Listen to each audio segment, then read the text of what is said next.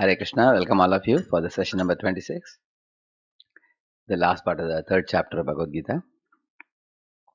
Let's begin the prayer. Hare Krishna, Hare Krishna, Krishna Krishna, Hare Hare, Hare Rama, Hare Rama, Rama Rama, Hare Hare. Everybody together. Hare Krishna, Hare Krishna, Krishna Krishna, Hare Hare, Hare Rama, Rama Rama, Hare Hare,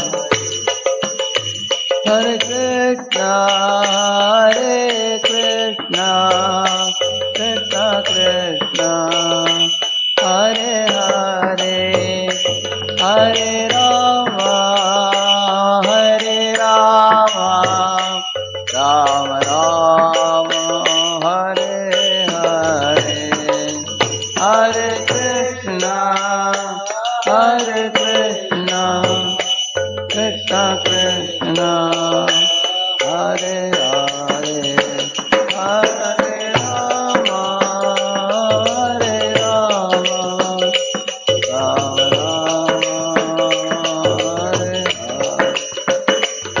Hare Krishna, Hare Krishna, Krishna Krishna, Hare Hare, Hare Rama, Hare Rama, Rama Rama, Hare Hare.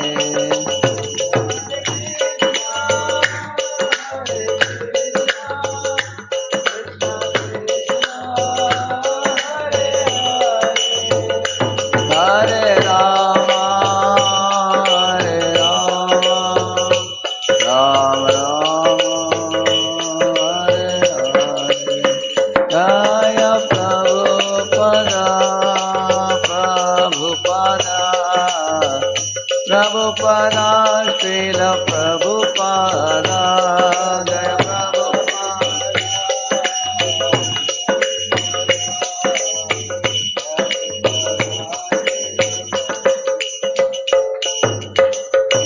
भगवान हरिनाम संकीर्तन की जय। श्रीमद् भगवद गीता की जय। ओम नमो भगवते वासुदेवाय ओम नमो भगवते वासुदेवाय। ओम अज्ञानतिमिरन्धस्य ज्ञानाञ्जनशलाकया चक्षुरुन्मीलितं येन तस्मै श्रीगुरवे नमः।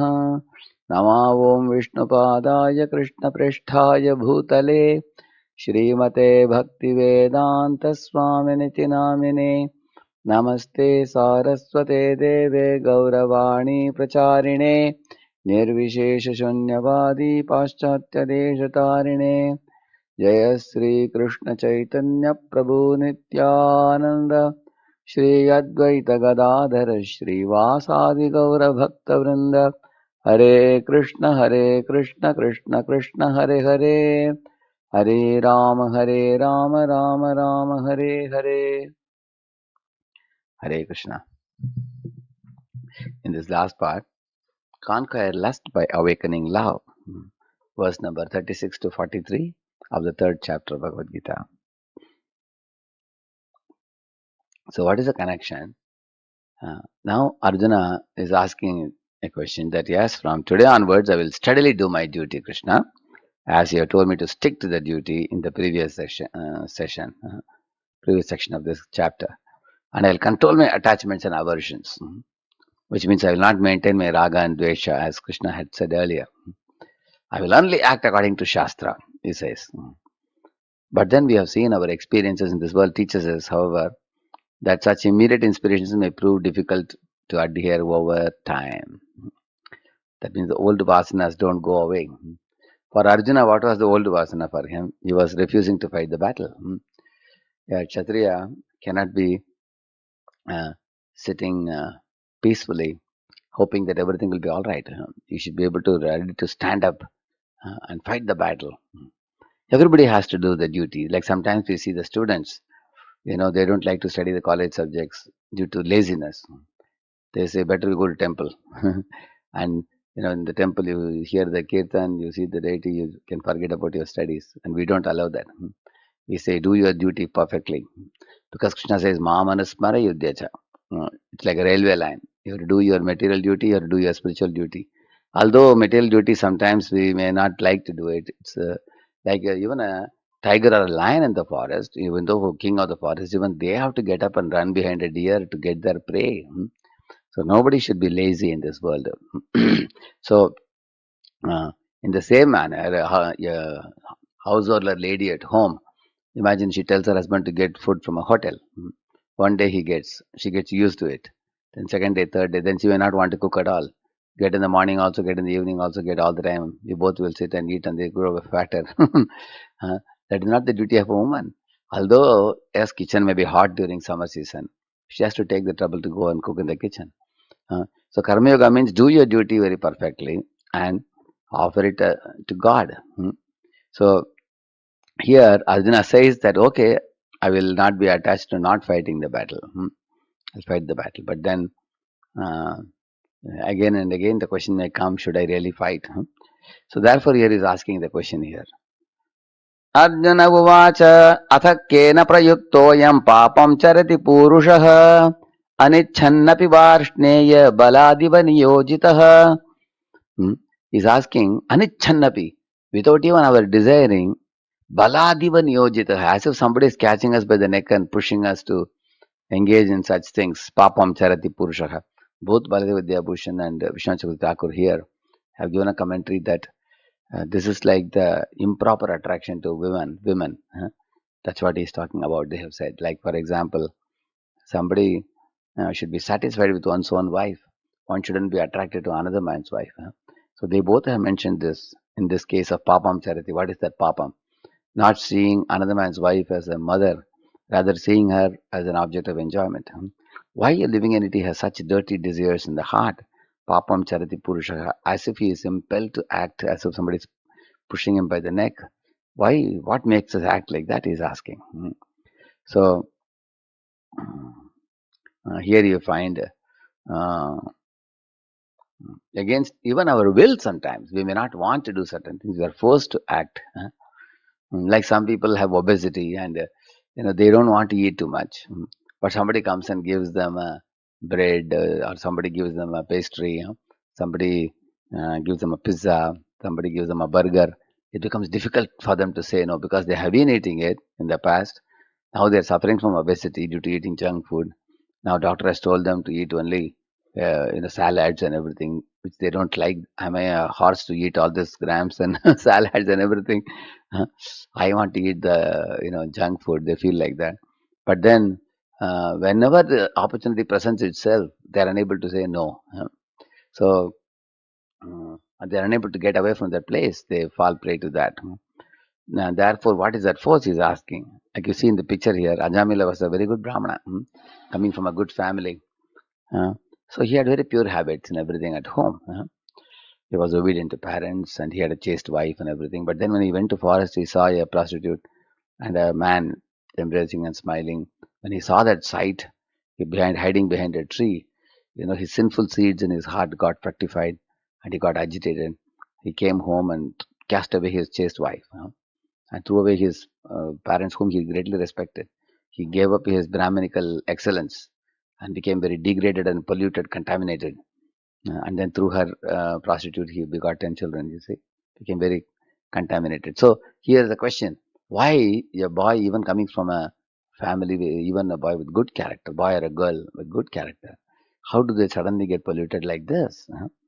Like this man appears like a very nicely speaking fellow. Suddenly he got angry. You see, he's getting wild now. He is very proud and angry. You can see that.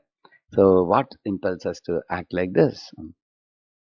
Actually, Prabhupada writes in the purport here, we are all actually originally pure spirit souls, free from all metal contamination. Just like rainwater is pure, but when it comes in contact with sand or mud, it becomes muddy. Similarly, when we come in contact with this material nature, then we act in sinful ways. Now the question is how to be in the material world and not come in contact with, Rajaguna, Tamaguna especially. The answer for that will come eventually. So here Krishna gives the answer to this. So Arjuna's question is also indicative of another very important point. Some people say, I think God is making me smoke cigarettes. I think God is making me drink liquor. They say like that. Actually, we cannot blame God for that. Krishna clearly says in another chapter, Nadatye kasyachit papam, nachaivam sukradam vibuhu, ajnane navratam jnanam, like that. Mukhyanti sarvajantavaha. Krishna says that Nadatye kasyachit papam. I am not responsible for your sinful activities. Like, you, like when you are ordering a tailor that you want a bell bottom, and then you give order, and then he measures the size, you gave it. And after 3 months, the fashion changed in the outside world. Now nobody wears bell bottom pant. Everybody is wearing simple pant. Now you tell him, sorry, I don't want the bell bottom. What he will say? No, you already given order. You take that bell bottom pant, and then now I will make you another one if you want. But since you have ordered me, I made and gave you. Correct, no? Similarly, the super soul does that only. You request that I want a cigarette. Then the super soul arranges facility. Okay, you are adamantly asking. He is not happy to see you smoking a cigarette, but if you are adamant, he provides it. Just like a child sometimes is very adamant to mother. Mom, I want Coca chocolate, again and again. Mother says, no, it's not good for you. Your teeth will fall away. He doesn't listen at all. Then she gives a current 100 rupee note and says, okay, go and eat it. You know, like, some others say, wish speaker marja. It means, you eat that, poisonous cocoa chocolate and lose all your teeth. Like that, she may chastise and give. She doesn't like it, but the child is forcing her. Similarly, the Lord also provides us facility in this world as per due to our great foolish demand. Therefore, we have come here to this world. And here, Lord Krishna is giving the reason why this kind of we are impelled to act sinfully. Lord is not the cause. It is caused by the lust of the living entity, he says. Shri Bhagavan Uvacha Kama Yesha Krodha Yesha Rajoguna Samudbhavaha Mahashano Mahapapma Vidhyena Viha Vairinam. So here Krishna is telling Kama Yesha Krodha Yesha. He's saying two things. He's saying lust and anger, and they are arising from Rajoguna Samudbhava, he's saying, from mode of passion. Mahashano means like a very big, what do you call it, Ajgar we call it. There's a huge serpent which can swallow elephants also. Completely it can swallow an elephant. What is big of a tiger and lion, it's also, it can swallow. It has a big mouth. So, and it has a very big cross section of the body. It's lying in mountain areas and forests. So it just keeps the mouth open. Any big animal goes in his mouth, he will devour it. So lust is like that. Because you will see a person moving normally in society. When he becomes lusty, he will be swallowed by lust. His character is gone. Ajamila, I told you, how he was and how he became. Completely he swallows the good character, good behavior, sanity, sincerity, everything of an individual. Sometimes you may lose a hand or a leg in some accident, but here you lose the whole person gets lost. Then people, actually, this world has seen even sometimes people like Vishwamitra, after having attained such a great position because of lusty desire, they have fallen down so badly. You will see that. So therefore, he is saying that this is a very dangerous Mahashano, Mahapapma. He is saying it's the greatest type of sin. And he is a great enemy, he is saying. So that is what actually is forcing us to act sinfully. So the definition of lust means, adamant desire to do that which is prohibited. That's what lust makes us do. And then one amazing thing is mentioned here by Prabhupada in the purport. Here he makes a great point. Lust also has its origin in transcendence, he says. That you may ask, where is this nasty behavior of lust coming from? Man becoming mad after women, women becoming mad after men. And it is not only in the human life, even in animals and birds and all kingdoms, we find that this mad attraction, it makes a person become foolish. It makes a person do improper things, irreligious things, falling down. He loses his good reputation, loses his character, loses his career, loses money, Sometimes even loses his life. Like Ravana lost his life because of lust. So if that is so, where is this power coming from? And then suddenly Prabhupada says, it is originating in transcendence. You may be shocked. Really, it is coming from God. Yes, the lust originates from the souls. Actually, what is the meaning of it's coming from God? Everything is coming from God, lust also. Actually, in the spiritual world, lust is actually called as love. It is pure love. It is not like in this world, it is degraded, just like difference between milk and curd. So lust is like curd and love is like milk. There is a intense, vigorous type of love of the living beings for God in the spiritual world. For God's sake, the living beings will lay down their lives. That kind of uh, strong attachment they have for the Lord. That is actually called love there, and the same love that is the upward vector, and the lust is downward vector, degrading one. Therefore, it is compared to yogurt or dahi. Yeah, it's compared to curd, whereas love is compared to milk. So, mm, yeah, the lust, the intense desire to please one's senses is a reflection of soul's original desire to serve and please Krishna's senses. But instead of, it was earlier completely selflessly directed towards Krishna, now it is completely selfishly wanting to enjoy for oneself. Therefore, Kama Prema Doha Kara Vibhina Vilakshan, there is one verse in Chaitanya Charitamrita that says, Kama and Prema. What is the difference between the two? It says that Kama is like iron, Prema is like Hema. It's called gold, it is said. Loha Hema, it says. Kama is like iron, and the Prema is like gold. That is a quality difference. Both are metals, like that. So therefore, we want to have that pure love, which has become perverted now. It has become, the magnitude is same. The dashing magnitude of love is same, but instead of being upward, it has become downward now. And instead of being selfless, it has become selfish now. Very unfortunately. Mm, Yeah. And Prabhupada writes in his purport, in association with mode of passion, when one comes in contact, like the milk turning into yogurt, the same example he gives. So now, what do we do now? Elevate the passion into mode of goodness, he says. So there are three modes: tamaguna, rajaguna, sataguna. Curb ignorance, uh, diminish passion, and enrich goodness. Bhaktivinoda Thakur says this. So we have to enrich our sattva guna. The more and more we do, gradually then we will start understanding what is wrong, what is right. The clarity and enlightenment will come in sattva guna. And what is the advantage? Then we can save ourselves from avoiding it, degrading into wrath. Degradation of wrath means anger. Lust will not become anger. How lust turns into anger, is it not surprising? Because in lust, there's a very strong attachment and aversion inside lust. I'll tell you one example. One of my friends, colleagues told me, brahmacharis, who went to West. So when he was going in his car, he saw one boy and girl were driving another car. They were sitting, the girl was sitting in the front seat in the side, boy was driving. So they were making a public display of their love. So embracing each other, laughing at each other, kissing each other, they were doing like that. So as the car, in one signal, when the car stopped, they were doing this. And then again the signal changed and then the car started moving ahead. So after one signal distance, somehow this girl became very angry. She started punching on his head, like this, slapping him, and then twisting his ears, you nonsense, you don't understand this, whatever, like that.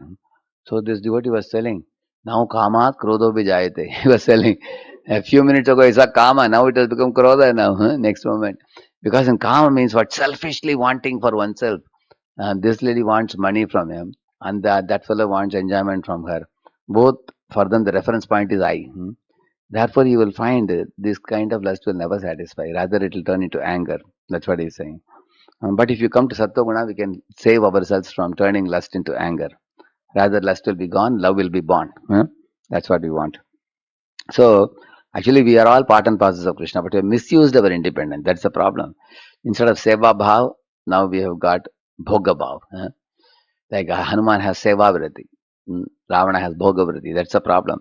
So the Bhoga Vriti, that we have to destroy. And instead do Seva for the Lord. That's a point Prabhupada is explaining here. Here you see the picture here. See Hanuman is doing seva. Look at Arjuna, he is doing seva. Hanuman is doing seva for Ram, and Arjuna is doing seva for Krishna. So this is the nature of the jiva. Yeah. So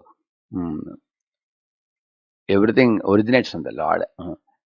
Powerful love is emanating from the Lord, and that same love is reciprocated by the living being in the spiritual world. But unfortunately, now the jiva has become forgetful what to do. So we have to learn to desire everything for the Lord. That's the way. Then Krishna gives 3 examples here to illustrate our current situation in this world. Dhumena vriyate vaknir yatadarsho malena cha yatholbena vrito garbhas tatha tenedamavritam. So he gives 3 examples.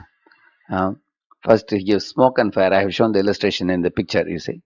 And smoke and fire, it's compared to the consciousness of human beings. I will explain how. Actually, consciousness of human beings is most blossomed compared to the animals, birds, and trees. There is 5 type of blossoming consciousness: Avrita Chetana, Sankuchit Chetana, Mukullit Chetana, Vikasit Chetana, Purana Vikasit Chetana. Avrita Chetana means completely dead in consciousness. Very, very, very covered consciousness. Just like you find, like starfish and things like that. They appear like dead, actually, practically like a virus, also crystal. A crystallized virus. If you see, they appear like dead. But Avra Chetana means deeply sleeping consciousness. And then Sankuchi Chetana, better than that, is like the trees and plants. And then Mukuli Chetana is like animals and birds and animals and all. And then Vikasi Chaitanya is humans. And Purna Vikasi Chaitanya is a devotee of the Lord, whose consciousness is fully blossomed, pure devotee. So here also you find 3 pictures you see here. One is a embryo, child in embryo, completely covered consciousness, like the trees. Trees, if you pinch the trees, they won't feel pain, you feel the pain in your finger. And then similarly, better than the trees is animals and birds and bees. They are like this mirror which is little, covered with dust, like that. And then human beings are like a fire covered by smoke. If you harness the fire, the smoke will be gone. So easiest people who can come to Krishna consciousness are the human beings, because they have more evolved consciousness. And because the fire is there, the smoke is an indication of fire. So the smoke can be driven away by expanding the fire. That's the point. That is, yeah. So that's the analogy given here. In this way we can cultivate Krishna consciousness, and because the child is completely covered, but a mirror can be wiped with a wet cloth, then one can see that. Because the form of the mirror is there, but the function is not happening. Whereas in the case of fire and smoke, the form is not seen, fire's form, but the function is there already. So the both form and function both can be brought about easily. See here, Vishwanath Thakur is saying, lust is not just an enemy for some people, but it is the enemy for all people, he is saying. This is explained with examples. Yeah. So fire covered by smoke is not bright, but able to perform little heating, he is saying. But mirror covered with dust, we cannot see the face at all if it is completely covered with dust. An embryo covered by womb, he is saying you cannot stretch the hands like you have to sit like this in the embryo. Therefore, he is saying that unconscious, bottom is unconscious, and it's not possible. Then only the human body, the self-realization is possible, like that he is showing. See, here he is saying how to get out of this. Yeah, he is saying that in case of my mind and heart are covered with dust of material enjoyment, material desires, then chanting the holy names. That's a cleansing process. He's saying that. Yeah. Similarly, by enhancing our Krishna consciousness, we can drive away the smoke. Next verse. Avratam jnanametena jnanino nitya vairina kama rupena kaunteya dushpurena nalena cha. He's saying avratam means this lust covers our knowledge. For those who are practicing spiritual life, for them it's a eternal enemy, he's saying. And it is, somebody may say, okay, if it is so much demanding, give something and let him keep quiet. No, the more you give, the more it will demand. It is unlimitedly demanding, like you see here. See here, it's Prabhupada says the purport. Material world is like Maitunya Agar, shackles of sex life. He says this is the punishment for living and it is disobedient to the laws of God. Prabhupada is saying that just like this man is put in chain uh, because he indulged liberally in sex life, now he has gone mad now. Yeah. So there are people who suffer terribly the consequences of illicit behavior. Eventually, they may be put behind the bars or they may be shot dead also. So that's a result of the propensity for lust. But those who act uncontrollably like cats and dogs, they have to even suffer being shot also sometimes. Ravana was not shot, he was killed, isn't it? So you will see in this way, in this world, it's not Ravana is not the only example. There are innumerable examples. Big heroes have become zeros because of not restraining this propensity. Like Samson and Delilah. So the enemy party could not kill Samson. 1,000 people would attack him, he will destroy all of them or defeat all of them and drive them away. But they sent one lady to allure him and capture him and defeated him very easily. In the Vedic times, certain people used Vishakanyas to kill the king simply by one kiss, that's all. So therefore, if a man is not controlled in his senses, then he loses everything practically. Good character, good reputation, good name, money, everything he loses actually. And this lust is never satisfied. It's always demanding more and more. Like you see, Sridhar Swami, Baladev Debushan, they are saying, Kama is the friend because it gives happiness at the time of enjoying sense objects, though it is actually the enemy since its ultimate effect is suffering. Somebody may think it is a friend. Oh, why are you saying like this? It feels nice for me when I do these things. Oh, it feels nice. But eventually it becomes the biggest enemy for you in the long run. So one should be able to see the consequences. Yeah. What to speak of? He's saying that even at the time of enjoyment, it will become a cause of suffering. Therefore, it is called constant enemy. Nitya Vairana, he's saying. So, the nature of, like, for example, as one keeps enjoying, one reaps the fruits of that enjoyment which is suffering. That's what he's saying. Tushpurena analena, he's saying. Shoka santapa hetutvadanala tulyaha, he's saying. Sri Swami says it leads to grief and affliction, so it's like fire. For example, if a man became attached to a woman, in the absence of that woman, if he's not able to get her, he goes mad. He goes mad, he is lamenting, he is grieving, he is yelling, he is shouting, he is unable to do any activity, he goes berserk. Therefore, he is saying shoka. If he is feeling separation, santapa. So, in this way, he is burned by the feeling of wanting that woman. And in case everybody tells him it is not proper for you to desire a woman who is another man's wife, but if he is chasing after her, he is shot or he is killed or is put behind the bars. Just see. Therefore, either at the time of endeavoring to enjoy or enjoying, or afterwards, lust is from beginning to end suffering, like that is saying. In the Bhagavatam also, this famous verse comes: Najatu kama kamanam upabhogena shamyati havisha krishnavatmeva bhuya eva vivartate. You know where this comes, the famous verse. There is a pastime of Yayati and Devyani. You know, Yayati is telling Devyani, hey Devyani, you know, you and me, 1,000 years we try to become king and queen and enjoy in this world. But the more we try to enjoy life, the more we suffered. He's saying, Evam varsha sahasrani manashashtair manas sukham vidadano vinatrapyat sarvabhaumakadindriya. He is saying that with this impure senses, no one will be able to enjoy. Although 1,000 years we try to enjoy, we are still suffering only in this world. So I don't want this impure senses, I want pure senses, he said. How to make our senses pure?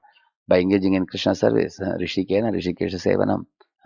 Chate etair vimohayatyesha jnanamavritya dehinam. Now comes the solution. How do we conquer the enemy last? Somebody may ask.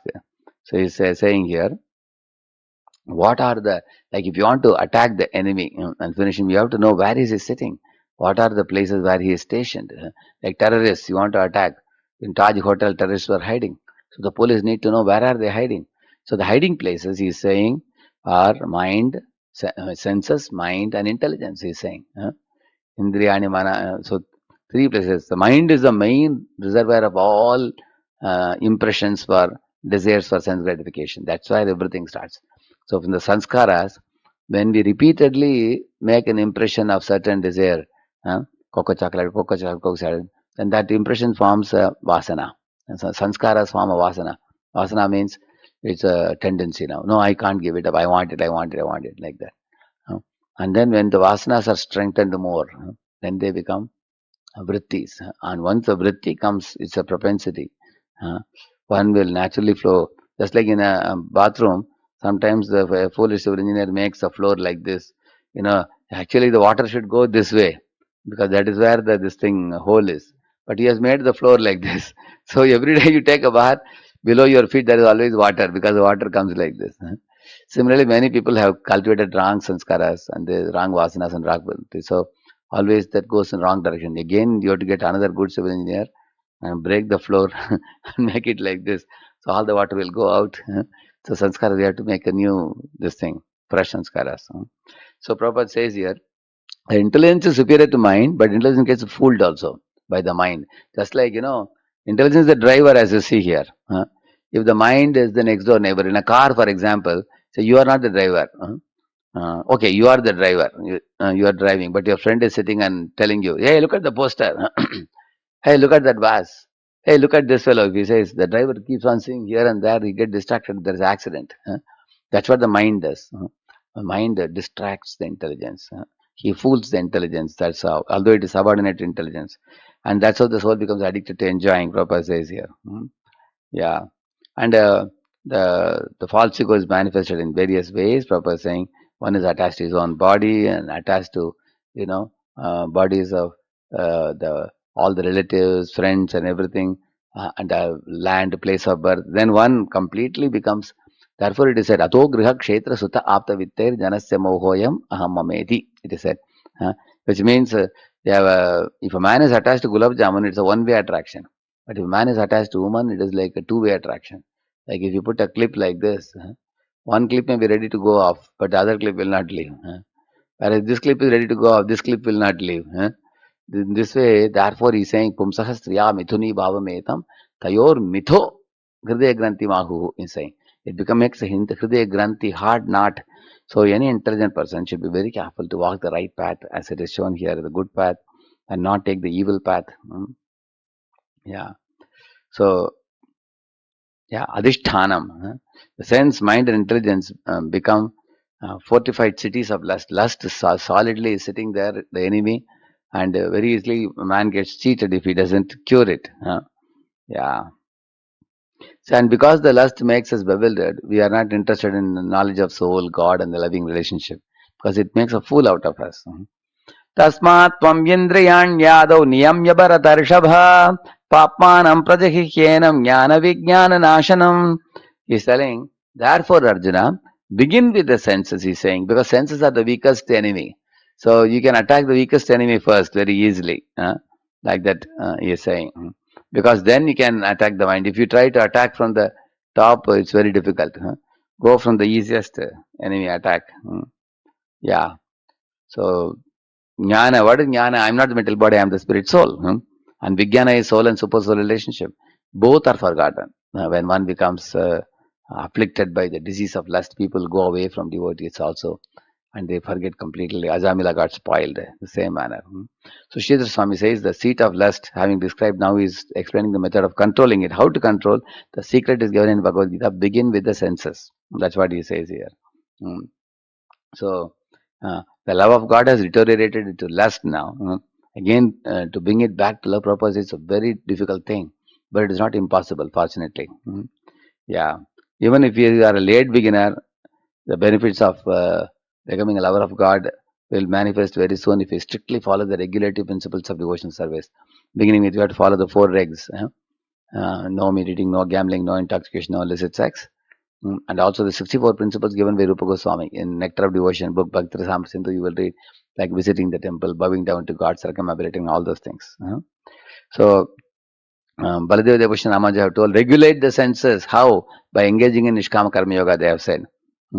In the same manner, mind and intelligence, don't keep them idle. Give them Krishna conscious engagement. That's what they have said.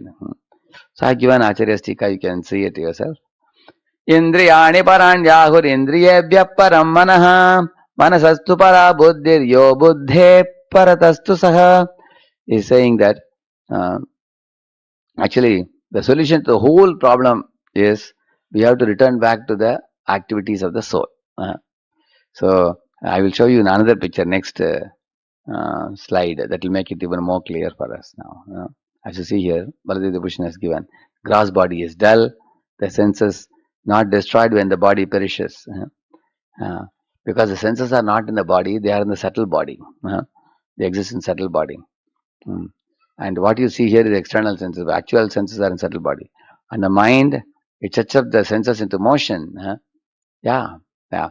And even in sleep also, waking and sleeping both times. And intelligence, that is also awake. Even at the time of sleep, it goes to subtle body. Yeah. And Jivatma is the cause of complete destruction of lust. Ultimately, the Jiva has to destroy it. So, actually, Jiva has to be engaged in Krishna consciousness directly, which is not very easy in the beginning. So, he says, begin with the senses, he's saying. Because somebody is somebody is a devotee, you assist the devotee in some service, like that he's saying. So, you can see this commentaries by Acharyas. I won't speak on them. I will not have time, but I have given them nevertheless in my PowerPoint so that you can go through it. One nice example Chakravarti Thakur gives here. All the waters of the rivers which go waste could be stored in huge reservoirs and used profitably. Similarly, what he says, our senses are going in different directions. They are like rivers, he is saying. Gather all the energy spent by the senses and divert it like a dam engaging in Krishna service, he is saying. That's how you begin it, he says. Therefore, as soon as people come, we tell them, please join the chanting, dancing, taking prasadam, engage all your senses, take darshan of the deities. Yeah, last verse in this series.